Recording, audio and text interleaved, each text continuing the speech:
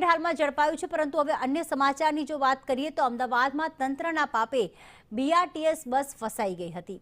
કામગીરી બાદ યોગ્ય રોડ બનાવવામાં ન આવ્યો, જેના કારણે આ બીઆરટીએસ ફસાઈ ગઈ હતી।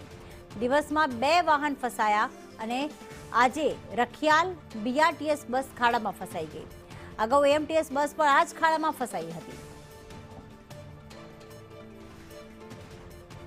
તો તંત્રના પાપે બીઆરટીએસ બસ ફસાઈ। અગાઉ 2 દિવસની અંદર 2 વાહનો અહીંયા ફસાયા છે।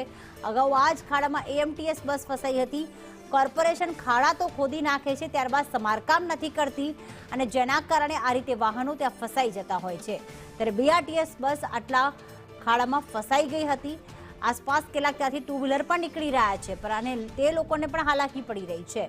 કશ્યપ જોડાઈ ગયા છે। કશ્યપ, રોડ તો ખોદી નાખ્યો પણ સમારકામ કરવાનું જાણે ભૂલી ગયા છે।